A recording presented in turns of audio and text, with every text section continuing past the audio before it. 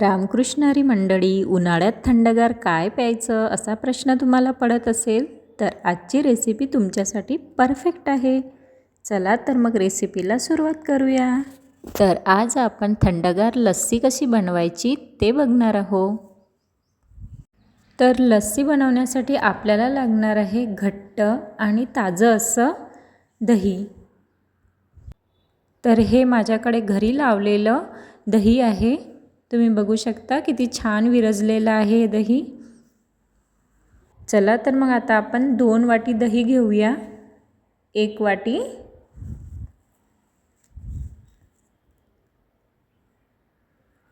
आणि ही एक दुसरी वाटी.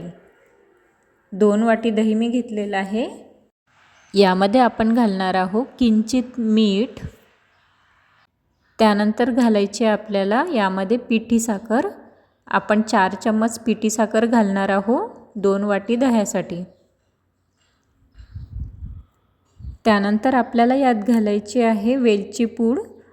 साधारण पाव चम्मच एवढी वेलची पूड घालायची आहे.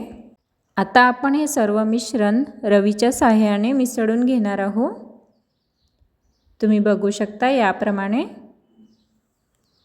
दही चांगलं घुसळून घ्यायचं आहे. त्यानंतर आपण यामध्ये घालणार आहोत अर्धा ग्लास पाणी. आता परत थोडं दही घुसळून घ्यायचं आहे. तुम्ही इथे थंड पाण्याऐवजी आईस क्यूबसुद्धा घालू शकता. तर इथे आपली थंडगार अशी लस्सी तयार आहे. तर ही रेसिपी तुम्ही घरी नक्की ट्राय करून बघा आणि कशी झाली ते कमेंट करून सांगायला विसरू नका.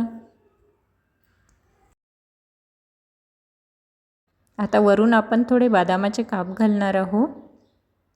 तयार आहे आपली थंडगार लस्सी.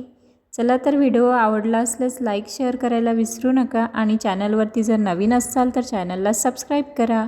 भेटूया अशाच एका नवीन रेसिपीसोबत. तोपर्यंत बाय.